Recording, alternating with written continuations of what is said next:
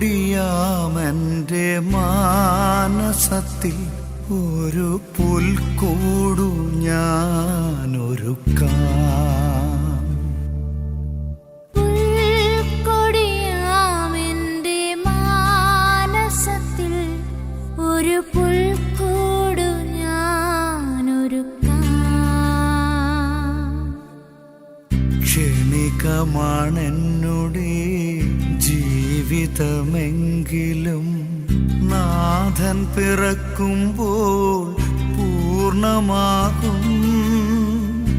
നാഥൻ പിറക്കുമ്പോൾ പൂർണ്ണമാകും. പുൽക്കൊടിയാമെൻ്റെ മാനസത്തിൽ ഒരു പുൽക്കൂടു ഞാനൊരുക്കാം.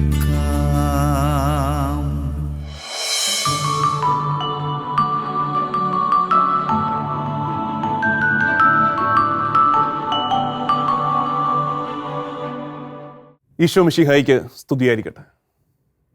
ഈശോ തമ്പുരാൻ്റെ പിറവി തിരുനാളിന് ഒരുക്കമായി നമ്മൾ നടത്തുന്ന ഈ ശുശ്രൂഷ ദൈവം നമ്മോടുകൂടെ.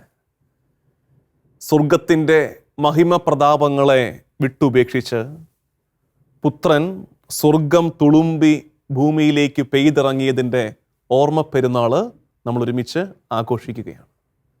21-ാം ദിനമാണ് പിറവി തിരുനാളിന് ഒരുക്കമായ ശുശ്രൂഷയുടെ 21-ാം നാൾ, ഡിസംബർ 21.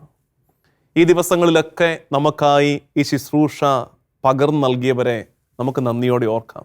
ബഹുമാനപ്പെട്ട വൈദികർ, ഇതിൻ്റെ പിന്നിൽ പ്രവർത്തിച്ച ഒട്ടനവധി പേര്, അവരെയൊക്കെ ദൈവത്തിന് മുമ്പാകെ നന്ദിയോടെ ഓർത്ത് 21-ാം നാളിലേക്ക് നമുക്ക് പ്രവേശിക്കാം. നിരവധിയായ ഒരുക്കങ്ങൾ നമ്മൾ നടത്തിക്കൊണ്ടിരിക്കുകയാണ്. നോമ്പെടുത്തവരുണ്ട്, ഈ ദിവസങ്ങളിൽ മുടക്കം കൂടാതെ പരിശുദ്ധ കുർബാനയിൽ പങ്കെടുത്തവരുണ്ട്, ദുശീലങ്ങൾ മാറ്റിവെച്ചവരുണ്ട്, അധിക പ്രാർത്ഥനകൾ ചൊല്ലി ഒരുങ്ങിയവരുണ്ട്, അധികമായി വചനം വായിച്ചവരുണ്ട്.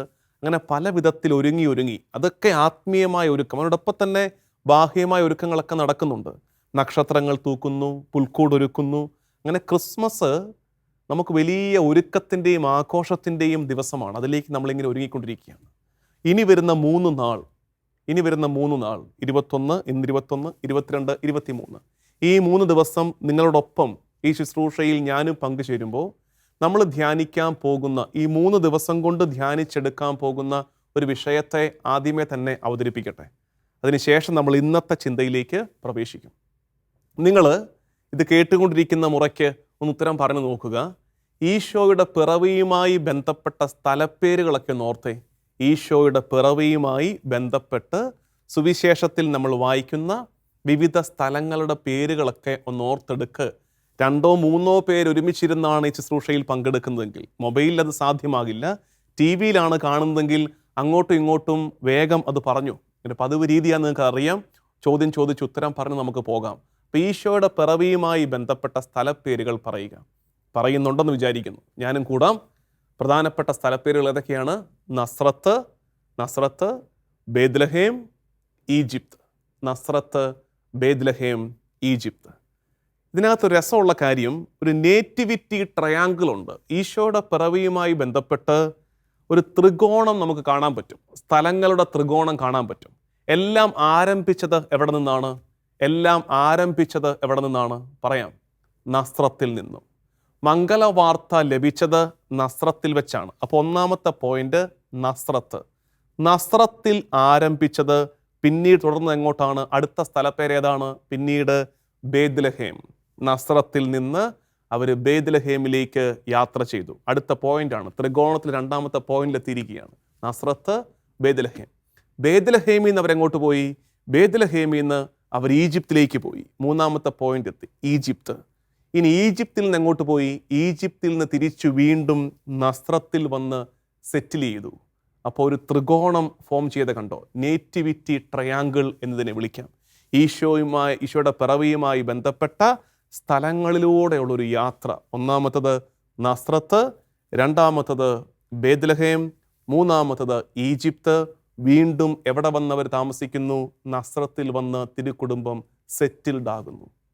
അപ്പോൾ ഇന്നും നാളെയും മറ്റന്നാളും നമ്മൾ നടത്തുന്ന യാത്ര ഈ ത്രികോണത്തിലൂടെയുള്ള യാത്രയാന്ന് ഓർത്താൽ മതി. അപ്പം നിങ്ങൾക്ക് എളുപ്പമുണ്ട്, നിങ്ങൾക്കൊരു വ്യക്തത കിട്ടിക്കോട്ടെ എന്ന് വിചാരിച്ചാണ് ആദ്യമേ തന്നെ ഈ തീം അങ്ങ് അവതരിപ്പിച്ചത്.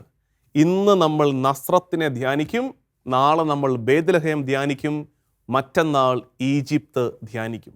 അപ്പോൾ അങ്ങനെ വരുമ്പോൾ ഈശോയുടെ പിറവിയുമായി ബന്ധപ്പെട്ട് നമ്മൾ നടത്തുന്ന ഒരു യാത്രയായിട്ട് ഇത് മാറും. ഒന്നാമത്തത്, ഇന്നത്തെ ധ്യാനത്തിലേക്ക് പ്രവേശിക്കുകയാണ്. നസ്രത്ത്. നസ്രത്ത് നസ്രത്തിലാണ് എല്ലാം തുടങ്ങിയത്. നസ്രത്തിൽ വെച്ചാണ് ആ യഹൂദ പെൺകുട്ടിക്ക് മറിയത്തിന് ദൈവത്തിൻ്റെ അരുളപ്പാടുണ്ടാകുന്നത്. ദൈവകൃപ നിറഞ്ഞവളെ സ്വസ്തി, കർത്താവ് നിന്നോടുകൂടെ. നസ്രത്തിൽ വെച്ചാണ് യൗസേപ്പിനെ തട്ടി ഉണർത്തിയിട്ട് ദൈവം അവൻ്റെ പദ്ധതി പറഞ്ഞേൽപ്പിക്കുന്നത്. യൗസേപ്പേ, എൻ്റെ മകന് നീ അപ്പനാകണം, നീ മറിയത്തെ ഭാര്യയായി സ്വീകരിക്കാൻ ശങ്കിക്കേണ്ട എന്നൊക്കെ പറഞ്ഞ് ഒരുക്കിയെടുക്കുന്നത് നസ്രത്തിൽ വെച്ചാണ്. അപ്പോൾ ഈ നസ്രത്ത് എല്ലാത്തിൻ്റെയും ആരംഭം. നസ്രത്തിൽ നിന്ന് നമ്മൾ പഠിക്കേണ്ട 3 പാഠങ്ങളാണ് നമ്മൾ ഇന്ന് ധ്യാനിക്കുന്നത്. ഒരുമിച്ച് ധ്യാനിക്കാം. നസ്രത്തിൽ നിന്ന് പഠിക്കേണ്ട 3 പാഠങ്ങൾ. ഒന്നാമത്തെ പാഠം, നമ്മൾ ആഗ്രഹിക്കുകയോ ചിന്തിക്കുക പോലുമോ ചെയ്യാത്ത കാര്യങ്ങൾ ചില നേരങ്ങളിൽ ദൈവം നമ്മളോട് ആവശ്യപ്പെടും. ആ സെൻറ്റൻസ് തലയിലങ്ങ് പതിക്കണേ. ഒന്നാമത്തെ പോയിൻ്റാണ്. 3 പോയിൻറ്റ്സ് ആണ് ഇന്നത്തെ നമ്മുടെ ധ്യാനം. അപ്പോൾ ഈ 3 എണ്ണം നിങ്ങളുടെ തലയിൽ പതിയണം. സാധിക്കുമെങ്കിൽ എവിടെയെങ്കിലും ഒന്ന് കുറിച്ചിടണം. കാരണം ജീവിതത്തിൽ അത് വീണ്ടും ധ്യാനിക്കുന്ന ഉപകാരപ്പെടും. ഒന്നാമത്തെ ചിന്ത നമ്മുടെ ജീവിതത്തിലേക്ക് ബന്ധപ്പെടുത്തി എടുക്കാൻ പറ്റുന്നതാണ്. നമ്മൾ ചിന്തിക്കുകയോ ആഗ്രഹിക്കുകയോ പ്രാർത്ഥിക്കുക പോലുമോ ചെയ്യാത്ത കാര്യങ്ങൾ ചില നേരങ്ങളിൽ ദൈവം നമ്മളോട് ചെയ്യാൻ ആവശ്യപ്പെടും. അതാണ് നസ്രത്ത്. ഈ അടുത്ത നാളുകളിൽ സക്കറിയായും മറിയവുമായിട്ടൊക്കെ ബന്ധപ്പെട്ട വായനകൾ നമ്മൾ ഞായറാഴ്ച കുർബാനകളിൽ വിശുദ്ധ കുർബാന മധ്യേ വായിക്കുന്നുണ്ട്. വായനകളിൽ അത് ഏത് സഭയാണെങ്കിലും സഭാ വ്യത്യാസങ്ങളില്ലാതെ ആഗമന കാലത്ത്, മംഗലവാർത്ത കാലത്ത് നമ്മൾ വായിക്കുന്ന വായനകളാണ്. അപ്പം അങ്ങനെ ആ ഈശോയുടെ പിറവിയുമായി ബന്ധപ്പെട്ട ആ നേറ്റിവിറ്റി എപ്പിസോഡ്സ് ഒക്കെ വായിക്കുമ്പോൾ നമുക്ക് തോന്നുന്നൊരു സംശയമാണ്. ചിലർക്കെങ്കിലും തോന്നിയിട്ടുണ്ട്, പലർക്കും അതിൻ്റെ ഉത്തരം അറിയാം. കാരണം കാലങ്ങളായിട്ട് ഇത് പലരും പറഞ്ഞു വന്നിട്ടുണ്ട്, ഞാൻ തന്നെ പല ആവർത്തി പറഞ്ഞിട്ടുണ്ട്. എന്നാലും ഈ കോണ്ടെക്സ്റ്റിൽ നമ്മൾ ഇന്ന് ചിന്തിക്കുന്ന ഒന്നാമത്തെ പോയിന്റ് എന്താ? ഒന്നാമത്തെ പോയിന്റ്, നമ്മൾ ചിന്തിക്കുകയോ ആഗ്രഹിക്കുകയോ പ്രാർത്ഥിക്കുകയോ ചെയ്യാത്ത കാര്യങ്ങൾ ചില നേരങ്ങളിൽ ദൈവം നമ്മളോട് ചെയ്യാൻ ആവശ്യപ്പെടും. അതിൻ്റെ തെളിവായിട്ട് ഈ ഭാഗം മനസ്സിലാക്കാൻ പറ്റും. സക്കറിയ അവൻ ദേവാലയത്തിൽ പ്രാർത്ഥിച്ചുകൊണ്ടിരിക്കുമ്പോൾ ദൈവദൂതൻ വരുന്നു, നിനക്കൊരു മകൻ ഉണ്ടാകുമെന്ന് പറയുന്നു. സക്കറിയായ്ക്ക് സംശയമായി. സക്കറിയായോട് ദൈവം പറയുന്നു, നീ ഇനി മിണ്ടണ്ട, ഊമനായിട്ടിരുന്നോളാൻ പറഞ്ഞു. മറിയത്തോടും പറഞ്ഞു, എടി കൊച്ചേ, നിനക്കൊരു കൊച്ചുണ്ടാകും, നിനക്കൊരു കുഞ്ഞുണ്ടാകും. മറിയം ഇതെങ്ങനെ സംഭവിക്കുമെന്ന് ചോദിച്ചു. മറിയവും സംശയിച്ചു. പക്ഷെ മറിയത്തിന് ശിക്ഷയില്ല. എന്തുകൊണ്ട്? സക്കറിയായെ ശിക്ഷിച്ച ദൈവം സക്കറിയായോട് ഇനി മിണ്ടാതിരുന്നോളാൻ പറഞ്ഞ ദൈവം മറിയത്തെ വെറുതെ വിട്ടു, മറിയത്തെ ശിക്ഷിച്ചില്ല. പക്ഷാഭേദമല്ലേ അത് എന്ന് ആർക്ക് വേണമെങ്കിലും ആരോപിക്കാം. അതിൻ്റെ ഉത്തരം നമ്മൾ ഈ പറഞ്ഞ ആശയവുമായി ബന്ധപ്പെട്ടതാണ്. എന്താ അത്? സക്കറിയായും എലിസബത്തും പല ആവർത്തി ദൈവത്തിന് മുമ്പാകെ പ്രാർത്ഥിച്ചിട്ടുണ്ടാകണം, കർത്താവേ ഞങ്ങൾക്കൊരു കുഞ്ഞിനെ തരണേ. എത്ര കാലം പ്രാർത്ഥിച്ചതായിരിക്കും. പിന്നീട് പ്രാർത്ഥിച്ച് മിക്കവാറും ആ പ്രാർത്ഥന അവർ മറന്നുപോയതായിരിക്കും. അവർ മറന്നാലും പ്രാർത്ഥന മറക്കാത്തൊരു ദൈവം മുകളിലുള്ളത് കൊണ്ട് വൈകിയാണെങ്കിലും ദൈവം ആ പ്രാർത്ഥനയ്ക്ക് ഉത്തരം കൊടുത്തതാണ്. അപ്പോൾ ആ ആഗ്രഹിക്കുകയും പ്രാർത്ഥിക്കുകയും ചെയ്ത കാര്യത്തിന് ദൈവം ഉത്തരം കൊടുത്തപ്പോൾ ആ ഉത്തരത്തിൽ സക്കറിയ സംശയിച്ചത് കൊണ്ടാണ് സക്കറിയായോട് ദൈവം മിണ്ടാതിരുന്നോളാൻ പറഞ്ഞത്. മറിയത്തിൻ്റെ കോണ്ടെക്സ്റ്റിലോ മറിയത്തിന് ഒരു സ്പെഷ്യൽ കൺസെഷൻ ഉണ്ട്. എന്താ കാര്യം? ഒരു കുഞ്ഞിനു വേണ്ടി അവൾ ആഗ്രഹിക്കുകയോ പ്രാർത്ഥിക്കുകയോ ചെയ്തിട്ടില്ല. കല്യാണം പോലും കഴിക്കാത്ത പെങ്കൊച്ച് എന്നെങ്കിലും അവളുടെ ആയുസ്സിൽ ഒരു കുഞ്ഞിനു വേണ്ടി ആഗ്രഹിച്ചിട്ടുണ്ടാകുമോ? പ്രാർത്ഥിച്ചിട്ടുണ്ടാകുമോ? ഇല്ല. അങ്ങനെ വന്നപ്പോഴാണ് ദൈവത്തിൻ്റെ ഈ പദ്ധതി കേട്ടപ്പോൾ അവൾക്ക് സംശയം തോന്നിയത്. നമ്മൾ വായിക്കുന്നുണ്ട്, ഈ അഭിവാദനത്തിൻ്റെ അർത്ഥം എന്തെന്ന് അവൾ ചിന്തിച്ചു, അവൾ അസ്വസ്ഥയായി, അവൾ ചോദ്യം ചോദിച്ചു. അതിനുള്ള എല്ലാ അവകാശവും അവൾക്കുണ്ട്. അതാണ് നമ്മൾ മനസ്സിലാക്കേണ്ടത്. ചില നേരങ്ങളിൽ ദൈവം തമ്പുരാൻ നമ്മൾ ആഗ്രഹിക്കുകയോ പ്രാർത്ഥിക്കുകയോ ചെയ്യാത്ത കാര്യങ്ങൾ നമ്മുടെ മുമ്പിൽ അവതരിപ്പിച്ച് കളയും. നിർഭാഗ്യവശാൽ നമ്മുടെ ഇന്നത്തെ ആത്മീയ സംസ്കാരത്തിൽ കർത്താവിന് നമ്മൾ ലിമിറ്റേഷൻ വെച്ചിരിക്കുകയാണ്, കർത്താവിന് വിലക്കേർപ്പെടുത്തിയിരിക്കുകയാണ്. കർത്താവേ, നീ ആവശ്യമില്ലാത്ത കാര്യങ്ങളിലൊന്നും ഇടപെടണ്ട, ഞാൻ ലിസ്റ്റ് തരാം, ഞാൻ കാര്യം പറയാം, അത് ഇങ്ങോട്ട് ഒപ്പിട്ട് പാസ്സാക്കി തന്നാൽ മതി, അതിനപ്പുറത്തൊന്നും നീ എന്നോട് പറയാൻ വരണ്ട, അതിനപ്പുറത്തുള്ളത് പറഞ്ഞാൽ അനുസരിക്കുമെന്ന് വിചാരിക്കുകയും വേണ്ട. ഞാൻ പറയുന്ന കാര്യം സാധിച്ചു തന്നേക്കണം. അതാണ് ഇന്നത്തെ ആത്മീയ സംസ്കാരം. അവിടെയാണ് ഈ നസ്രത്ത് പഠിപ്പിക്കുന്ന ഒന്നാമത്തെ പാഠം. നമ്മൾ ആഗ്രഹിക്കുകയോ പ്രാർത്ഥിക്കുകയോ ചെയ്യാത്ത കാര്യങ്ങൾ ചില നേരങ്ങളിൽ ദൈവം നമ്മുടെ മുമ്പിൽ വെളിപ്പെടുത്തും. അതാണ് നസ്രത്തിൽ സംഭവിച്ചത്. ക്രിസ്മസ് എന്നൊക്കെ പറഞ്ഞ് നമ്മൾ വളരെ ആഘോഷമായിട്ട് വളരെ കാൽപ്പനികവൽക്കരിച്ച് ഈ തിരുനാളിനെ ആഘോഷിക്കുമ്പോൾ ഓർത്തേക്കണേ, ക്രിസ്മസ് ആഘോഷിക്കുന്നവർ എത്രയോ തവണ ഇത്തരം ദൈവിക പദ്ധതികളെ തട്ടിത്തെറിപ്പിച്ച് കളഞ്ഞവരാണ് നമ്മളൊക്കെ. ഇഷ്ടമില്ലാത്ത കാര്യത്തോട് അനുസരണം പ്രഖ്യാപിച്ചതാണ് നസ്രത്ത്. ആഗ്രഹിക്കുകയോ പ്രാർത്ഥിക്കുകയോ ചെയ്ത കാര്യം. രണ്ടാമത്തത് മറിയം ചോദിച്ചു, ഇതെങ്ങനെ സംഭവിക്കും? അപ്പോൾ ഉത്തരം എന്തായിരുന്നു? ഭയങ്കര കൺവിൻസിങ് ആൻസർ ആയിരുന്നു ദൂതൻ കൊടുത്തത്. ഗബ്രിയേൽ ദൂതൻ വലിയ കാര്യമായിട്ട് മറിയത്തെ വിളിച്ചിട്ട് പറയുകയാണ്, എൻ്റെ മറിയമേ, നീ സങ്കടപ്പെടുവൊന്നും വേണ്ട, പരിശുദ്ധാത്മാവ് നിന്റെ മേൽ വരും, അത്യുന്നതന്റെ ശക്തി നിന്റെ മേൽ ആവസിക്കും. നിങ്ങൾ ഉത്തരം പറ. എന്നെ കേൾക്കുന്ന ശാലോമിന്റെ പ്രേക്ഷകർ ഉത്തരം പറ. ദൂതന്റെ ഈ പറച്ചിൽ കേട്ടിട്ട് മറിയത്തിന് വല്ലത് മനസ്സിലായോ ഇല്ലയോ? പരിശുദ്ധാത്മാവ് നിന്റെ മേൽ വരും, അത്യുന്നതന്റെ ശക്തി നിന്റെ മേൽ ആവസിക്കുമെന്ന് ദൂതൻ മറിയത്തെ പറഞ്ഞ് കൺവിൻസ് ചെയ്യാൻ ശ്രമിച്ചപ്പോ മറിയത്തിന് വല്ലത് മനസ്സിലായോ ഇല്ലയോ? യെസ് ഓർ നോ ക്വസ്റ്റ്യൻ ആണ്. വീട്ടിൽ നിന്ന് ഉത്തരം പറഞ്ഞു. മറിയത്തിന് വല്ലത് മനസ്സിലായോ ഇല്ലയോ? ദ ആൻസർ ഈസ് മറിയത്തിന് ഒന്നും മനസ്സിലായിട്ടില്ല. ഉറപ്പാത്. എന്താ കാര്യം? മറിയത്തിനൊന്നും മനസ്സിലായിട്ടില്ലെന്ന് പറയാൻ കാര്യം, മറിയത്തിന് പരിശുദ്ധാത്മാവിനെ അറിയില്ല. ഇത് വായിക്കുന്ന നമുക്ക് ഒരു കൺഫ്യൂഷനും ഇല്ല. പരിശുദ്ധാത്മാവ് നിന്റെ മേൽ വരും, അത്യുന്നതന്റെ ശക്തി നിന്റെ മേൽ ആവസിക്കും. എന്താ ഇതിനകത്ത് സംശയമുള്ളത്? നമുക്ക് സംശയമില്ലാത്തത് നമുക്ക് പരിശുദ്ധാത്മാവിനെ അറിയാം. മറിയത്തിന് പരിശുദ്ധാത്മാവിനെ അറിയത്തില്ല. മറിയത്തിനെന്നല്ല, ഈശോയ്ക്ക് മുമ്പ് ജീവിച്ച ആർക്കും പരിശുദ്ധാത്മാവിനെ അറിയില്ല. എന്താ കാര്യം? ലോകത്തിന് പരിശുദ്ധാത്മാവിനെ പറഞ്ഞ് പരിചയപ്പെടുത്തി കൊടുക്കുന്ന ഈശോ തമ്പുരാനാണ്. അതിനു മുമ്പ് പരിശുദ്ധാത്മാവെന്നൊരു വ്യക്തി ഉണ്ടെന്ന് ആർക്കറിയാം? ഈശോയാ പറഞ്ഞത്, ഞാൻ പോയി കഴിയുമ്പോൾ നിങ്ങൾക്കായി ഒരു സഹായകനെ അയക്കും, പാറക്കലേത്തായെ റൂഹാദ കുദിശായെ അയക്കും, അവൻ വന്നു കഴിയുമ്പോൾ എല്ലാ കാര്യങ്ങളും പഠിപ്പിക്കും എന്നൊക്കെ പറഞ്ഞ് പരിശുദ്ധാത്മാവിനെ ലോകത്തിന് പരിചയപ്പെടുത്തി കൊടുത്ത ഈശോയാണ്. അപ്പോൾ ഈ ദൂതന്റെ ഉത്തരം മറിയത്തിനൊന്നും മനസ്സിലായിട്ടൊന്നുമില്ല.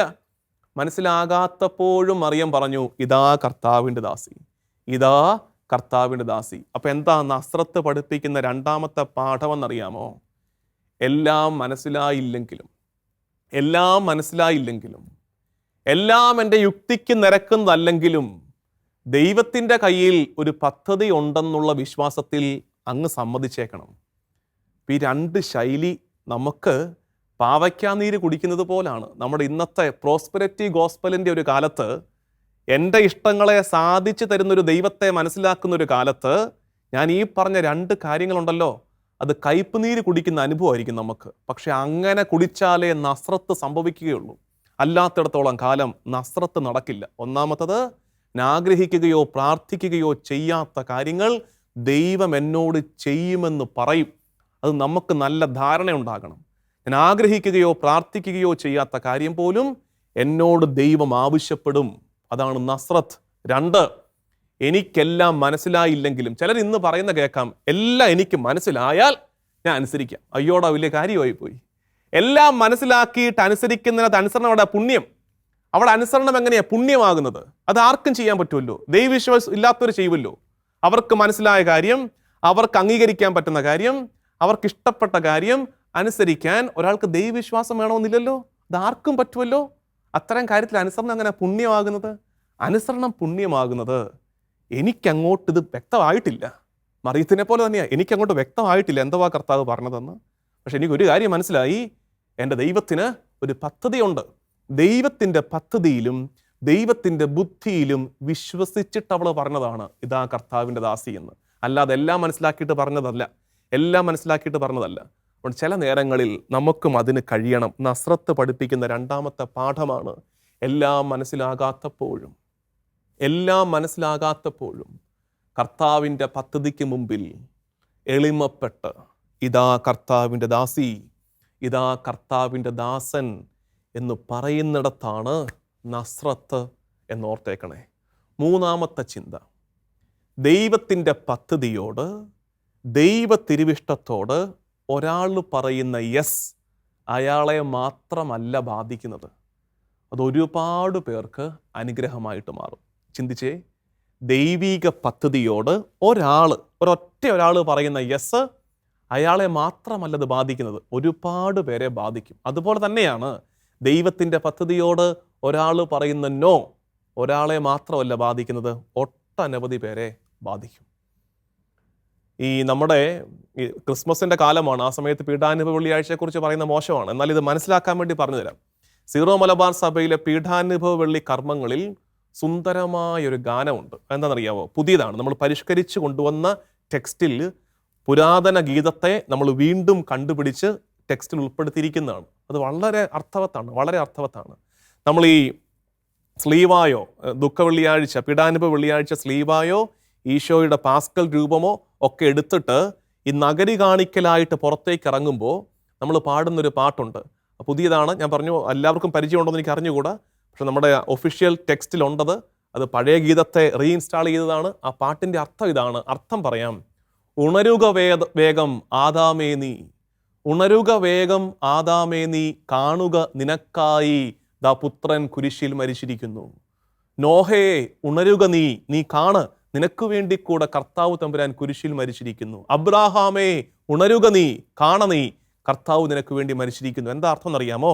ഈശോയ്ക്ക് മുമ്പ് ജീവിച്ച സകലരെയും പേര് വിളിച്ച് എഴുന്നേൽപ്പിച്ച് അവരോട് നമ്മൾ പറയുകയാണ്, നിങ്ങൾ നോക്കിക്കേ, നിങ്ങൾക്ക് വേണ്ടി കൂടെ കർത്താവ് തമ്പുരാൻ കുരിശിൽ മരിച്ചിരിക്കുന്നു എന്ന് പറയുകയാണ്. അതാണ് നമ്മൾ വിശ്വാസ പ്രമാണത്തിൽ ചെല്ലുന്ന കാര്യം. അവൻ പാതാളങ്ങളിലേക്ക് ഇറങ്ങി എന്ന് വെച്ചാൽ എന്താ അർത്ഥം? ഈശോയ്ക്ക് മുമ്പ് ജീവിച്ചിരുന്നവരിലേക്ക് കർത്താവ് തമ്പുരാൻ രക്ഷയെ പകർന്നു കൊടുത്തു എന്ന അർത്ഥം. കുരിശിലെ രക്ഷ ഈശോയ്ക്ക് മുമ്പ് ജീവിച്ചവരിലേക്കും ചെന്നു എന്നാണ് അതിൻ്റെ അർത്ഥം. അവൻ പാതാളങ്ങൾക്ക് ഇറങ്ങി. അത് തന്നെയാണ് ഗീതം. ഞാനിത് പറയാൻ കാര്യം എന്നറിയാമോ? ഇത് പറയുന്നത് മറ്റൊരു വിഷ്വലൈസേഷൻ നിങ്ങൾ ഉണ്ടാക്കാൻ വേണ്ടിയിട്ടാണ്. മറിയത്തിൻ്റെ മുമ്പിലേക്ക്, ശ്രദ്ധിച്ച് മനസ്സിലാക്കണം, മറിയത്തിൻ്റെ മുമ്പിലേക്ക് സ്വർഗത്തിൻ്റെ ദൂതൻ ഇറങ്ങി വന്നിട്ട് ചോദിക്കുകയാണ്, മറിയമേ, രക്ഷാകര പദ്ധതിയുടെ പുതിയൊരു അധ്യായം ഞാൻ എഴുതി ചേർക്കാൻ പോവാണ്. രക്ഷാകര പദ്ധതിയുടെ വീണ്ടെടുപ്പിൻ്റെ ഒരു പുതിയ ചാപ്റ്റർ ആരംഭിക്കാൻ പോവാണ്. നിനക്കെൻ്റെ കൂടെ നിൽക്കാമോ? ഇതാണ് ദൈവം ചോദിക്കുന്നത്. മറിയവുമായുള്ള മനസ്സമ്മതം നടക്കുകയാണ്. അത് തന്നെയാണ് നടന്നത്. ദൈവം മറിയത്തോട് ചോദിക്കുകയാണ്, മറിയമേ, നിനക്കെൻ്റെ കൂടെ നിൽക്കാമോ? ഈ രക്ഷാകര പദ്ധതിയിൽ മനുഷ്യവംശത്തിൻ്റെ വീണ്ടെടുപ്പിൻ്റെ ഒരു പുതിയ അധ്യായം ആരംഭിക്കാൻ പോകുമ്പോൾ മറിയമേ, നിനക്കെൻ്റെ കൂടെ നിൽക്കാമോ എന്ന് ദൈവം മറിയത്തോട് സമ്മതം ചോദിക്കുകയാണ്. ഈ പിതാക്കന്മാരുടെ എഴുത്തുകളിലൊക്കെ നമ്മൾ വായിക്കുന്നുണ്ട്, നമ്മുടെ ആദിമ സഭാപിതാക്കന്മാരുടെ എഴുത്തുകളിൽ പറയുന്നത് സമയം നിശ്ചലമായി പോയ നേരമാണത്. സമയം നിശ്ചലമായി പോയി. എന്താ കാര്യം? നമ്മൾ ഈ സിനിമയിലൊക്കെ കാണുന്ന പോലെ സെക്കൻഡ് സൂചി ടിക് ടിക് ടിക് അടിക്കുന്നത് പോലെ സമയം ഇങ്ങനെ സ്തബ്ധമായിട്ട് നിൽക്കുകയാണ്. കാരണം മറിയത്തിൻ്റെ ഉത്തരത്തിന് വലിയ പ്രാധാന്യമുണ്ട്. നമ്മളിങ്ങനെ കാണണം. ആദം ഇങ്ങനെ ചങ്കിടിപ്പോടെ നോക്കുകയാണ്. ആദം ഹൗവ ചങ്കിടിപ്പോടെ നോക്കുകയാണ്. എന്തായിരിക്കും മറിയം പറയാൻ പോകുന്നത്? മറിയം അവരിങ്ങനെ ആഗ്രഹിക്കുകയാണ്. മറിയമേ പറ, യെസ് പറ. അബ്രാഹം, ഇസഹാക്ക്, യാക്കോബ്, പൂർവ്വപിതാക്കന്മാരെല്ലാവരും, മോശ, ദാവീദ് പറയുകയാണ്, മറിയമേ യെസ് പറ. എന്തിനാണ് അവർ ഈ യെസ് പറയാൻ പറയുന്നത്? അവളുടെ യെസ് എല്ലാവരെയും ബാധിക്കാൻ പോവാണ്. ഹൗവ ആ നേരത്ത് ശരിക്കും ഉരുകി പ്രാർത്ഥിക്കും. എൻ്റെ പൊന്നു മറിയമേ, പണ്ട് ഞാൻ പറഞ്ഞൊരു നോ, ദൈവതിരഹിതത്തോട് ഞാൻ കാണിച്ചൊരു നിഷേധം ഇന്ന് മനുഷ്യകുലത്തിൻ്റെ മേൽ പാപനിഴലായി വന്ന് കിടക്കുകയാണ്. മറിയമേ, നീയാണ് പുതിയ ഹൗവ, നീയാണ് പുതിയ സ്ത്രീ. അന്ന് ഉൽപ്പത്തിയിൽ വാഗ്ദാനം ചെയ്യപ്പെട്ട സ്ത്രീ നീയാണ് എന്ന് ഹൗവ മറിയത്തെ ഓർമ്മിപ്പിക്കാൻ ശ്രമിക്കുകയായിരിക്കും. വാഗ്ദാനം കിടപ്പുണ്ട്. നീയും സ്ത്രീയും തമ്മിലും നിന്റെ സന്തതിയും സ്ത്രീയുടെ സന്തതിയും തമ്മിൽ ഞാൻ ശത്രുത ഉളവാക്കും. സ്ത്രീയുടെ സന്തതി നിന്റെ തല തകർക്കും. ഉൽപ്പത്തിയിൽ വാഗ്ദാനം ചെയ്യപ്പെട്ട ആ സ്ത്രീയാകാനുള്ള ക്ഷണമാണ് മറിയമേ നിനക്കിട്ടിരിക്കുന്നത്. യെസ് പറ. ചരിത്രം കാത്തിരിക്കുകയാണ് ഈ യെസ്സിന് വേണ്ടിയിട്ട്. അന്ന് മറിയം പറഞ്ഞ യെസ്, ഇതാ കർത്താവിൻ്റെ ദാസി എന്ന് മറിയം പറഞ്ഞ യെസ്, മനുഷ്യകുലത്തെ മുഴുവൻ വീണ്ടെടുക്കുന്ന രക്ഷാകര കർമ്മത്തിൻ്റെ ആരംഭം കുറിച്ചു. മറിയത്തിന് മുമ്പും ശേഷവുമുള്ളവർക്ക് രക്ഷയെത്തുവാൻ മറിയത്തിൻ്റെ യെസ് കാരണമായി. അപ്പൊ ഇനി മനസ്സിലാക്കിക്കേ, ദൈവത്തിൻ്റെ തിരുപദ്ധതിയോട് നമ്മളിൽ ഒരാൾ പറയുന്ന യെസ്, നമ്മളെ മാത്രമല്ല ഒരുപാട് പേരെ ബാധിക്കാൻ പോവാണ്. നമ്മൾ കാണിക്കുന്ന നിഷേധം, പണ്ട് ആദവും ഹൗവയും കാണിച്ച നിഷേധം, അത് മനുഷ്യകുലത്തിലേക്ക് പാപക്കറയായി പടർന്നു കയറിയതുപോലെ നമ്മളിൽ ഒരാൾ കാണിക്കുന്ന നിഷേധം അത് മറ്റുള്ളവരിലേക്ക് പടർന്നു കയറുമെന്നോർത്തേക്കണേ. എൻ്റെ ജീവിതം, എൻ്റെ നിയമം, എൻ്റെ തീരുമാനമെന്ന് പറഞ്ഞ് നമുക്കാർക്കും ദൈവരഹിതത്തോട് നിഷേധം കാണിക്കാൻ പറ്റില്ല. ഒരാളുടെ നിഷേധം മറ്റൊരാളിലേക്ക് പടരും. ഒരാളുടെ നിഷേധം മറ്റൊരാളിലേക്ക് പടരും. അതുപോലെ തന്നെ ഒരാളുടെ സമ്മതം, ഒരാളുടെ കർത്താവുമായുള്ള യോജിപ്പ് മറ്റനേകർക്ക് രക്ഷയായി മാറും. പ്രിയമുള്ളവരെ, ഇന്ന് 21-ാം തീയതി നേറ്റിവിറ്റി ട്രയാങ്കിളിലെ ആദ്യ പാഠത്തെ നസ്രത്തിനെ നമ്മൾ ധ്യാനിക്കുകയായിരുന്നു. നസ്രത്തിനെ ധ്യാനിച്ചപ്പോൾ നമ്മൾ മനസ്സിലാക്കിയ 3 ചിന്തകൾ. ഒന്നാമത്തത്, നമ്മൾ ആഗ്രഹിക്കുകയോ പ്രാർത്ഥിക്കുകയോ പോലും ചെയ്യാത്ത കാര്യങ്ങൾ ചില നേരങ്ങളിൽ ദൈവം നമ്മളോട് ചെയ്യാൻ ആവശ്യപ്പെടും. അതിനകത്ത് പിണക്കമൊന്നും വേണ്ട. നമ്മളെന്താ വിചാരിച്ചിരിക്കുന്നത്? നമ്മൾ പറയുന്നത് മാത്രം ചെയ്തു തരുന്ന ആളായിട്ട് ദൈവത്തെ മനസ്സിലാക്കി വെച്ചിരിക്കുകയാണോ? തെറ്റിദ്ധരിപ്പിച്ചത് ആരോ? അങ്ങനെയൊന്നും അല്ല. ദൈവമാണ് ഉടയവൻ, അവനാണ് യജമാനൻ. നമ്മുടെ ഇഷ്ടത്തിന് വഴങ്ങിത്തരുന്ന ദാസനായിട്ട് ദൈവത്തെ മനസ്സിലാക്കി വെച്ചിട്ടുണ്ടെങ്കിൽ ആ ചിന്ത മാറ്റിക്കേ. അവനാണ് ഉടയവൻ, അവൻ പറയും, അനുസരിക്കണം. നമ്മൾ അനുസരിക്കണം. അത് യജമാനനും അടിമത്വം എന്നുള്ള ഉപരി കർത്താവുമായുള്ള ബന്ധത്തിൽ സംഭവിക്കേണ്ടതാണ്. അപ്പോൾ ഒന്ന്, ആഗ്രഹിക്കുകയോ പ്രാർത്ഥിക്കുകയോ ചെയ്യാത്ത കാര്യം ചിലപ്പോൾ നമ്മളോട് ചെയ്യാൻ ആവശ്യപ്പെടും. 2, എല്ലാം മനസ്സിലാക്കിയിട്ട് അനുസരണം എളുപ്പമാണോ? അല്ല. അങ്ങനത്തെ അനുസരണം പോലും അല്ല. എല്ലാം മനസ്സിലാകാതെ വരുമ്പോഴും എൻ്റെ അപ്പായിക്ക്, ദൈവത്തിന് പദ്ധതിയുണ്ട് എന്ന വിശ്വാസത്തോടെ അനുസരണം പ്രഖ്യാപിച്ചേക്കണം. 3, ദൈവത്തിൻ്റെ പദ്ധതിയോട് ഒരാൾ പറയുന്ന അനുസരണം, ഒരാൾ പറയുന്ന സമ്മതം ഒട്ടനവധി പേർക്ക് അനുഗ്രഹമായിട്ട് മാറാൻ പോവാണ്. അതുകൊണ്ട് എന്നെ കേട്ടുകൊണ്ടിരിക്കുന്നവർ, കുടുംബത്തിൽ നിങ്ങൾ ഒരാളുടെ നിഷേധം, ദൈവത്തിരഹിതത്തോട് ഒരാളുടെ കലഹം ഒത്തിരി പേർക്ക് സങ്കടമാകുന്നില്ലേ? അപ്പൻ ഈ ക്രിസ്മസിനെങ്കിലും ഒന്ന് കുമ്പസാരിച്ചിരുന്നെങ്കിൽ, ഒന്ന് കുർബാന സ്വീകരിച്ചിരുന്നെങ്കിൽ എന്ന് മക്കളോ ജീവിത പങ്കാളിയോ ആഗ്രഹിക്കുന്നില്ലേ? ആ നിഷേധം അപ്പൻ്റെ മാത്രം സങ്കടമാണോ? അല്ലല്ലോ, ഒത്തിരി പേരുടെ സങ്കടമല്ലേ? അപ്പോൾ അപ്പൻ്റെ സമ്മതം, അപ്പൻ്റെ അനുസരണം എത്ര പേർക്ക് സന്തോഷവും അനുഗ്രഹവുമായിട്ട് മാറും. അതുകൊണ്ട് ഇന്ന് നിങ്ങൾ ഓർത്തെടുക്കേണ്ടത്, എൻ്റെ നിഷേധം മൂലം മറ്റുള്ളവർ സങ്കടപ്പെടുന്ന കാര്യങ്ങളെ ഓർത്തെടുത്തേ. എൻ്റെ നിഷേധം മൂലം മറ്റുള്ളവർ സങ്കടപ്പെടുന്ന കാര്യങ്ങളെ ഓർത്തെടുത്തിട്ട് അത് ദൈവ പദ്ധതിയാണോ എന്ന് ആലോചിച്ചിട്ട് ഇഷ്ടമല്ലെങ്കിലും ദുഃഖപീഡാനുഭവ വെള്ളിയാഴ്ച കയ്പുനീര് കുടിക്കുന്ന ആ കയ്പനുഭവത്തോടെയാണെങ്കിലും സാരമില്ല. ദൈവത്തിൻ്റെ പദ്ധതിയോട് ഇന്നൊന്ന് യെസ് പറ. ഇന്നത്തെ ഹോംവർക്ക് അതാണ്. കാലം കുറയായി ദൈവത്തിൻ്റെ ഒരു പദ്ധതി, മറ്റുള്ളവർ പോലും നമ്മളിൽ നിന്ന് ആഗ്രഹിക്കുന്ന ഒരു നന്മ നമ്മൾ ചെയ്യാതെ വെച്ചിട്ടുണ്ട്, ചെയ്യാതെ ഇങ്ങനെ തടസ്സപ്പെട്ട് വെച്ചിട്ടുണ്ട്. അതിനോട് ഇന്ന് ഒരു യെസ് പറ. അതാണ് ഈ ക്രിസ്മസ് കാലത്ത് നമുക്ക് ചെയ്യാവുന്ന ഏറ്റവും നല്ല നന്മയെന്ന് ഓർക്കുക. ദൈവതിരുനാമത്തിന് മഹത്വം ഉണ്ടാകട്ടെ. ദിവ്യകാരുണ്യ ആരാധനയിലേക്ക് നമുക്ക് പ്രവേശിക്കാം. ആമേൻ.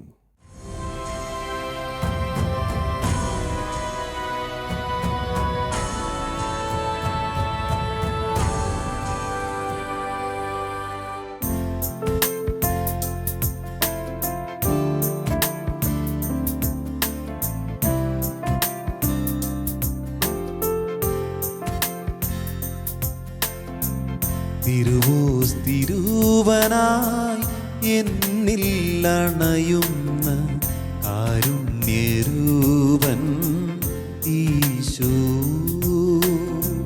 തിരുവോസ്തിരൂപനായി എന്നിൽ അണയുന്ന കാരുണ്യരൂപൻ ഈശോ. ജീവന്റെ അപ്പമായി എന്നിൽ ലയിക്കുവാൻ കാരുണ്യമായി തീർന്ന സ്നേഹം, ദിവ്യകാരുണ്യമായി തീർന്ന സ്നേഹം. ഓ ദിവ്യ സ്നേഹമേ, ഓ നിത്യജീവനേ, ആരാധന ആരാധന കാരുണ്യരൂപനേ, ആരാധന. ഓ ദിവ്യ സ്നേഹമേ, ഓ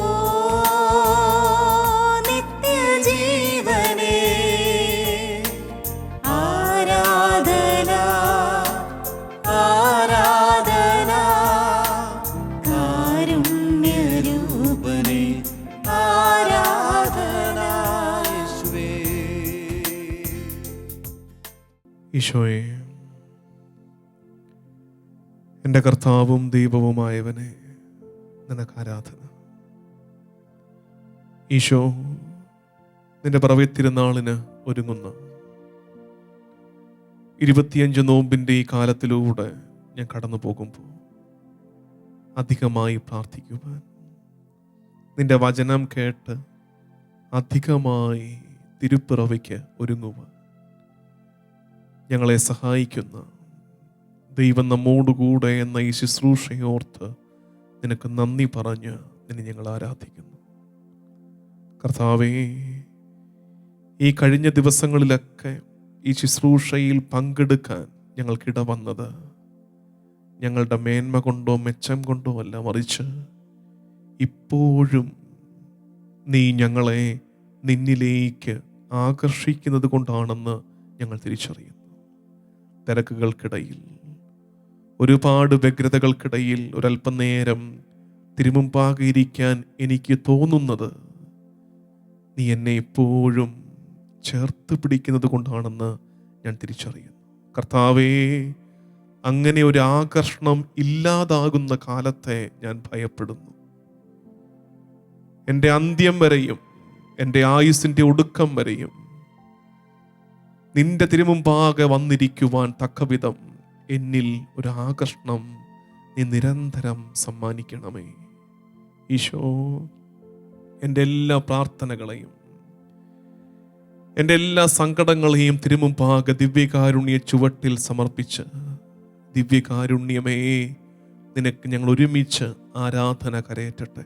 ഈ ശുശ്രൂഷയിൽ ലോകത്തിൻ്റെ പല ഭാഗത്തിരുന്ന് പങ്കെടുക്കുന്ന എല്ലാവരുടെയും പ്രാർത്ഥനകളെ തിരുമുമ്പാകെ സമർപ്പിച്ച് അവരോടൊക്കെയും ചേർന്ന് നിന്നെ ഞങ്ങൾ ആരാധിച്ച് പ്രാർത്ഥിക്കുന്നു. ദൈവജനമേ, സാധിക്കുന്നവരൊക്കെ, പ്രത്യേകിച്ച് ഭവനങ്ങളിലായിരുന്നു കൊണ്ട് പ്രാർത്ഥിക്കുന്നവർ, ആരോഗ്യമുള്ളവർ അല്പനേരം മുട്ടിന്മേൽ നിന്ന് ഇരുകരങ്ങളും ചെറുതായി എങ്കിലും ഒന്ന് ഉയർത്തിപ്പിടിച്ച് അത്യുന്നതനായവന്റെ മുമ്പിൽ എളിമപ്പെട്ട് സർവശക്തന്റെ മുമ്പിൽ നമ്മളെ തന്നെ സമർപ്പിച്ച്, ഓ അധികാരമുള്ളവനെ, നിന്റെ പരമപരിശുദ്ധിയുടെ മുമ്പാകെ എൻ്റെ ജീവിതവും എൻ്റെ കുടുംബവും ഞാൻ സമർപ്പിക്കുന്നു. എൻ്റെ പ്രാർത്ഥനകളെ, എൻ്റെ നിയോഗങ്ങളെ ഞാൻ ഭരമേൽപ്പിക്കുന്നു. ഈശോ, നിന്റെ പരിശുദ്ധിക്ക് ആരാധന. ഈശോ, നിന്റെ രക്ഷാകര നാമത്തിന് ആരാധന. കർത്താവേ, നിന്റെ സ്നേഹത്തിന്റെ വെളിപ്പെടുത്തലായ മനുഷ്യാവതാരത്തെ ഓർത്ത് നിനക്ക് ആരാധന. തിരുപ്പിറവിയോർത്ത് കർത്താവേ, നിനക്ക് ആരാധന. നമുക്ക് ഒരുമിച്ച് പാടി പ്രാർത്ഥിക്കാം. ദിവ്യകാരുണ്യമേ, ആരാധന. ഓ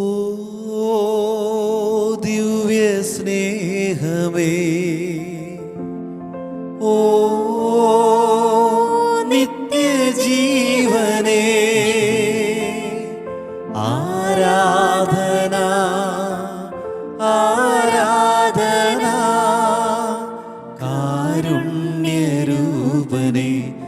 ആരാധന. ഓ ദിവ്യ സ്നേഹമേ, ഓ നിത്യജീവനേ, ആരാധന ആരാധന, കാരുണ്യരൂപനേ ആരാധന. ഇരുടികളേറ്റ് പ്രാർത്ഥിക്കുമ്പോൾ കർത്താവിന്റെ സ്നേഹത്തെ ധ്യാനിക്കാം. ദിവ്യ സ്നേഹമേ, നിനക്ക് ആരാധന. കർത്താവേ, സ്വർഗം നിറഞ്ഞു തുളുമ്പിയ സ്നേഹമേ, നിനക്ക് ആരാധന.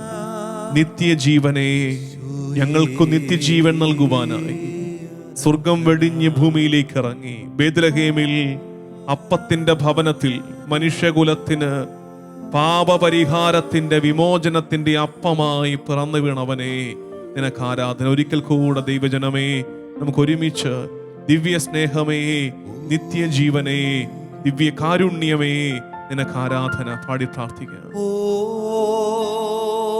ദിവ്യ സ്നേഹമേ, ഓ നിത്യജീവനേ, ആരാധന ആരാധന, കാരുണ്യരൂപനേ ആരാധന. ഓ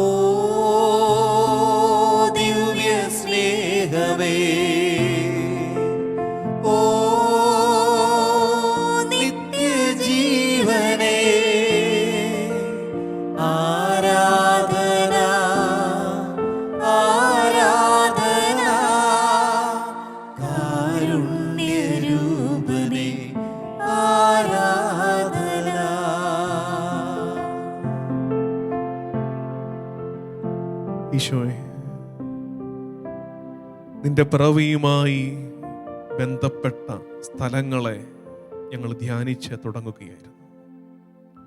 നസ്രത്തിൽ ആരംഭിച്ച് ബേത്ലഹേമിലൂടെ തുടർന്ന് ഈജിപ്തിലേക്ക് പലായനം ചെയ്ത് ഒടുക്കം വീണ്ടും നസ്രത്തിൽ വന്ന് അവസാനിപ്പിച്ച ഒരു യാത്രയായിരുന്നല്ലോ പിറവിയുമായി ബന്ധപ്പെട്ട് ഞങ്ങൾ കാണുന്നത്.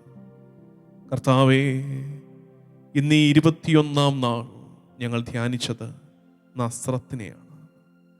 ഞങ്ങൾ കേട്ട വചനത്തെ തിരുമുമ്പാകെ ഇരുന്ന് ഞങ്ങൾ പ്രാർത്ഥനയാക്കട്ടെ. ഈശോ, നസ്രത്തിലാണല്ലോ എല്ലാം തുടങ്ങിയത്. രക്ഷയുടെ ഒരു പുതിയ അധ്യായം ആരംഭിച്ച ഇടമാണല്ലോ നസ്രത്ത്. യൗസേപ്പിനും മറിയത്തിനും ദൈവത്തിൻ്റെ അരുളപ്പാട് ഉണ്ടാകുന്ന ഇടം. കർത്താവേ, ഞങ്ങൾ കേട്ട ആ 3 കാര്യങ്ങളെ ഓരോന്നിനെയും തിരുമുമ്പാകെ ഞങ്ങൾ ധ്യാനിക്കട്ടെ. ഒന്നാമത്, ഞങ്ങൾ ആഗ്രഹിക്കുകയോ പ്രാർത്ഥിക്കുകയോ പോലും ചെയ്യാത്ത ചില കാര്യങ്ങൾ നീ ഞങ്ങളോട് ആവശ്യപ്പെടുമെന്ന് ഞങ്ങൾ തിരിച്ചറിയുകയായിരുന്നു. കർത്താവേ, ഈ കാലത്ത് ഞങ്ങളുടെ ആത്മീയ സംസ്കാരത്തിന് വന്ന ഒരു കേട് ഞങ്ങൾ തിരിച്ചറിയുന്നു. ഞങ്ങൾ പ്രാർത്ഥിക്കുന്നത് സാധിച്ചു തരുന്ന ഒരാളായി മാത്രം നിന്നെ മനസ്സിലാക്കി കളഞ്ഞു ഞങ്ങൾ. കർത്താവേ, വന്നുപോയ പിഴവിനെ ഓർത്ത് ഞങ്ങൾ മാപ്പ് ചോദിക്കുന്നു. അതിനപ്പുറത്ത്, ഞങ്ങളുടെ പ്രാർത്ഥനകൾക്കും ഞങ്ങളുടെ ആഗ്രഹങ്ങൾക്കും അപ്പുറത്ത് ഞങ്ങൾ ചിന്തിക്കുക പോലും ചെയ്യാത്ത ചില കാര്യങ്ങൾ നീ ഞങ്ങളോട് ചെയ്യാൻ ആവശ്യപ്പെടുമ്പോൾ അതിനോട് ഞങ്ങൾ കലഹം പ്രഖ്യാപിച്ചു പോകുന്നു. ഈശോ, മറിയം ചെയ്ത വലിയ കാര്യം അതായിരുന്നല്ലോ. അവൾ ചിന്തിക്കുകയോ പ്രാർത്ഥിക്കുകയോ ചെയ്യാത്ത, അവൾ ഞെട്ടിത്തരിച്ചു പോയ ഒന്ന് സ്വർഗം അവളോട് പറഞ്ഞപ്പോൾ അവൾ അതിനെ ഏറ്റെടുത്തല്ലോ. കർത്താവേ, ഞങ്ങളുടെ ജീവിതത്തിലും ഞങ്ങൾ കടന്നു പോകുന്ന സംഭവങ്ങളെ പലതിനെയും ധ്യാനിക്കുമ്പോൾ ഇതിനോട് തുലനം ചെയ്യാവുന്ന ഒട്ടനവധി അനുഭവങ്ങളുണ്ട്. ചിന്തിച്ചിട്ടില്ല അങ്ങനെ ഒന്ന്, പ്രാർത്ഥിച്ചിട്ടില്ല അങ്ങനെ ഒന്ന്, ആഗ്രഹിച്ചിട്ടില്ല അങ്ങനെ ഒന്ന്. എന്നിട്ടും ഞങ്ങളുടെ ജീവിതത്തിലേക്ക് നീ അത്തരം കാര്യങ്ങളെ വെച്ച് നീട്ടുമ്പോൾ അവയെ പരാതിയും പരിഭവവും ഇല്ലാതെ ഏറ്റെടുക്കുവാൻ കർത്താവേ, നസ്രത്ത് ഞങ്ങളെ പ്രചോദിപ്പിക്കട്ടെ. നസ്രത്ത് ഞങ്ങളെ പ്രചോദിപ്പിക്കട്ടെ. ഈശോ, രണ്ടാമതായി ഞങ്ങൾ ഇന്ന് ധ്യാനിച്ചത് എനിക്ക് മനസ്സിലാക്കാൻ പറ്റാത്ത കാര്യങ്ങളോടും ഞാൻ അനുസരണം പ്രഖ്യാപിക്കണമെന്നാണ്.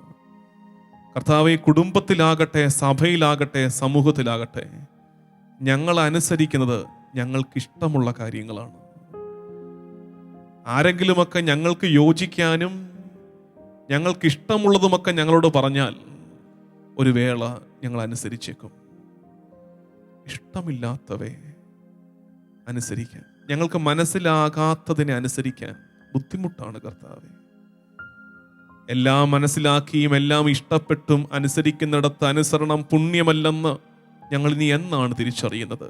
അനുസരണം പുണ്യമാകുന്നത് എൻ്റെ ബുദ്ധിക്കെല്ലാം മനസ്സിലാകാത്തപ്പോഴും എന്നോട് ചെയ്യാൻ പറഞ്ഞവ എനിക്കത്ര പ്രിയമല്ലാത്തവയാകുമ്പോഴും അവയുടെ മുമ്പിൽ അനുസരണം പ്രഖ്യാപിക്കുമ്പോഴല്ലേ കർത്താവേ അനുസരണം പുണ്യമാകുന്നത്?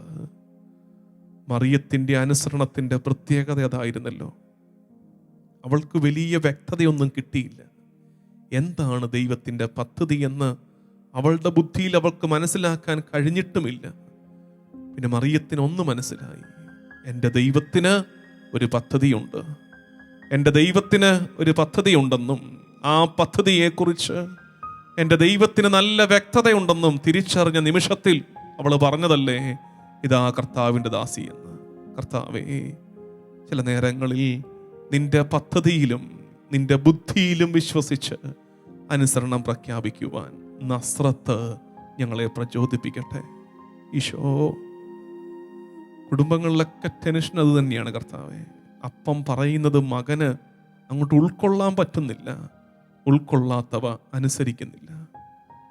ഉൾക്കൊള്ളാൻ പറ്റാത്തതും പറഞ്ഞത് ദൈവിക അധികാരമുള്ള ഒരാളാണെന്ന് തിരിച്ചറിവിൽ അനുസരിക്കുമ്പോഴല്ലേ കർത്താവേ ആ അനുസരണം അനുഗ്രഹമായി മാറുന്നത്. അനുസരിക്കാൻ ഞങ്ങൾക്ക് കൃപ തരണേ, അനുസരിക്കാൻ ഞങ്ങൾക്ക് കൃപ തരണേ. ഈശോ, ഒടുവിൽ ഞങ്ങൾ ധ്യാനിച്ചത് ദൈവ തിരുഹിതത്തോട്, അപ്പാ നിന്റെ തിരുഹിതത്തോട് ഞാൻ പ്രഖ്യാപിക്കുന്ന അനുസരണവും സമ്മതവും എൻ്റെ മാത്രമല്ല ഒത്തിരി പേരുടെ വീണ്ടെടുപ്പിന് കാരണമാകുമെന്ന് ഞാൻ അറിയുകയായിരുന്നു.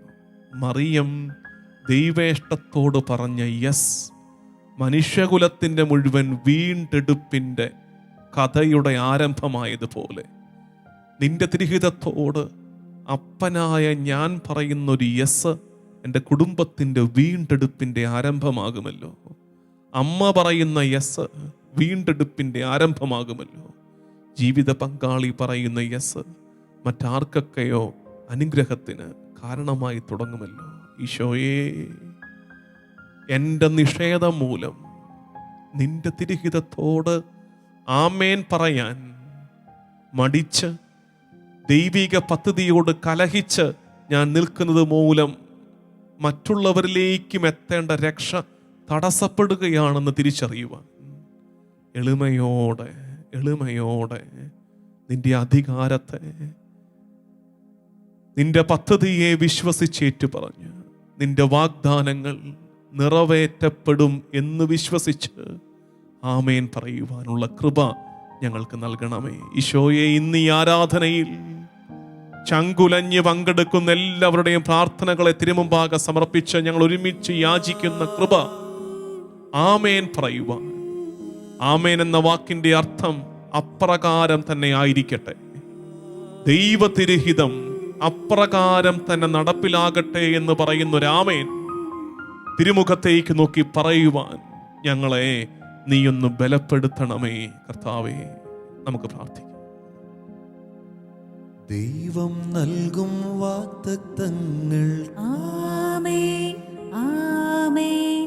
വിടുതൽ നൽകും വചനങ്ങൾക്ക്, ആമേൻ ആമേൻ. ദൈവം നൽകും വാഗ്ദത്തങ്ങൾ, ആമേൻ ആമേൻ. വിടുതൽ നൽകും വചനങ്ങൾക്ക്, ആമേൻ ആമേൻ. വിശ്വാസത്താൽ ആമേൻ പറയും, സ്തോത്രത്തോടെ ആമേൻ പറയും, പ്രാർത്ഥനയോടെ ആമേൻ പറയും. ആമേൻ ആമേൻ. വിശ്വാസത്താൽ ആമേൻ പറയും, സ്തോത്രത്തോടെ ആമേൻ പറയും, പ്രാർത്ഥനയോടെ ആമേൻ പറയും. ആമേൻ ആമേൻ.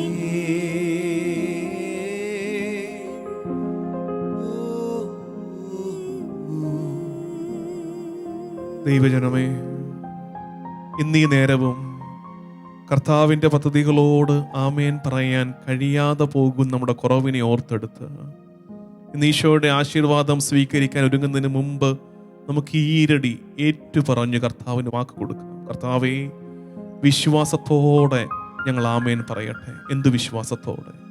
തിരുമുമ്പാകെ ഞാൻ പറയുന്ന ആമേൻ ഒന്നും പാഴായി പോകില്ല, അത് നീ നല്ലതാക്കി മാറ്റിയെടുക്കുമെന്ന ഉറച്ച വിശ്വാസത്തോടെ ഞാൻ ആമേൻ പറയട്ടെ. പ്രാർത്ഥനയോടെ ഞാൻ ആമേൻ പറയട്ടെ. കർത്താവേ, നിന്നോട് പറഞ്ഞ ആമേൻ, നിന്നോട് പറഞ്ഞ വാക്ക് പൂർത്തിയാക്കാനുള്ള കൃപ എനിക്ക് തരണേ എന്നുള്ള പ്രാർത്ഥനയോടെ ഞാൻ ആമേൻ പറയട്ടെ. നമുക്കൊരിക്കൽ കൂടെ ആയിരടി അർത്ഥമറിഞ്ഞ് ആഴമറിഞ്ഞ് ആത്മാവിൽ നിന്ന് പ്രാർത്ഥന ഉയർത്തി പാടി പ്രാർത്ഥിക്കാം. കർത്താവേ, ഞാൻ ആമേൻ പറയുന്നു. വിശ്വാസത്താൽ ആമേൻ പറയും, സ്തോത്രത്തോടെ ആമേൻ പറയും, പ്രാർത്ഥനയോടെ ആമേൻ പറയും. ആമേൻ ആമേൻ. വിശ്വാസത്താൽ ആമേൻ പറയും, സ്തോത്രത്തോടെ ആമേൻ പറയും, പ്രാർത്ഥനയോടെ ആമേൻ പറയും. ആമേൻ ആമേൻ. ഈശോയെ, ഇത് ഞങ്ങൾക്ക് വിടുതലിന്റെ വിമോചനത്തിന്റെ നേരമാണെന്ന് ഞങ്ങൾ തിരിച്ചറിയുന്നു. ഞങ്ങളുടെ മനസ്സിൽ നിന്ന് ഒരുപാട് കെട്ടുകൾ, ഞങ്ങളെ വലിഞ്ഞു മുറുക്കുന്ന ചില ബന്ധനത്തിന്റെ കെട്ടുകൾ പൊട്ടിപ്പോകുന്ന നേരമാണിത്. നിന്റെ തിരുപദ്ധതിക്ക്, നിന്റെ പദ്ധതിക്ക് ഞാൻ ആമേൻ പറയുന്ന നിമിഷം ഞാൻ അനുഭവിക്കുന്ന ഒരു ഭാരക്കുറവുണ്ട്. അതുവരെയും ഞാൻ തീരുമാനിച്ച കാര്യങ്ങൾ നടപ്പിലാകാൻ വേണ്ടിയുള്ള നിലവിളിയായി പ്രാർത്ഥന മാറുമ്പോൾ നിന്റെ പദ്ധതിക്ക് ആമേൻ പറയുന്ന നിമിഷം തൊട്ട് ഞാൻ അനുഭവിക്കുന്ന ഭാരക്കുറവ്, ഇനി എൻ്റെ കർത്താവ് എന്നെ നടത്തും, ഇനി എൻ്റെ കർത്താവ് എൻ്റെ മുമ്പേ നടക്കും. വിശ്വാസത്തോടെ ആമേൻ പറയും, സ്തോത്രത്തോടെ. കർത്താവേ, ഞാൻ പറയുന്ന ആമേൻ നിന്റെ നാമത്തിന്റെ മഹത്വത്തിനാകട്ടെ, നിനക്ക് ഞാൻ സമർപ്പിക്കുന്ന സ്തുതിയായിട്ടത് മാറട്ടെ. കർത്താവിന് ആമേൻ പറയുന്ന പ്രവർത്തികളിലൂടെ ഈശോ നിന്റെ പരിശുദ്ധ നാമം ഞങ്ങളുടെ കാലത്ത്, ഞങ്ങളുടെ ദേശത്ത് എന്നിലൂടെ വാഴ്ത്തപ്പെടുമാറാകട്ടെ. പ്രാർത്ഥനയോടെ ആമേൻ പറയും. ഈശോ, നിന്റെ ആശീർവാദം ഞങ്ങൾ സ്വീകരിക്കുമ്പോൾ കർത്താവ് ഈ കൃപ ഞങ്ങളിൽ നിറയട്ടെ. ദൈവ തിരുപദ്ധതി, കർത്താവിൻ്റെ തിരുഹിതം അത് നിറവേറപ്പെടുവാൻ ഉള്ള കൃപയ്ക്കു വേണ്ടി യാചിച്ച് ഞങ്ങൾ നിന്റെ ആശീർവാദം സ്വീകരിക്കട്ടെ. വിശ്വാസത്താൽ ആമേൻ പറയും, സ്തോത്രത്തോടെ ആമേൻ പറയും, പ്രാർത്ഥനയോടെ ആമേൻ പറയും. ആമേൻ ആമേൻ. വിശ്വാസത്താൽ ആമേൻ പറയും, സ്തോത്രത്തോടെ ആമേൻ പറയും, പ്രാർത്ഥനയോടെ ആമേൻ പറയും. ആമേൻ ആമേൻ. വിശ്വാസത്താൽ ആമേൻ പറയും, സ്തോത്രത്തോടെ ആമേൻ പറയും, പ്രാർത്ഥനയോടെ ആമേൻ പറയും. ആമേൻ ആമേൻ. വിശ്വാസത്താൽ ആമേൻ പറയും, സ്തോത്രത്തോടെ ആമേൻ പറയും, പ്രാർത്ഥനയോടെ ആമേൻ പറയും. ആമേൻ ആമേൻ.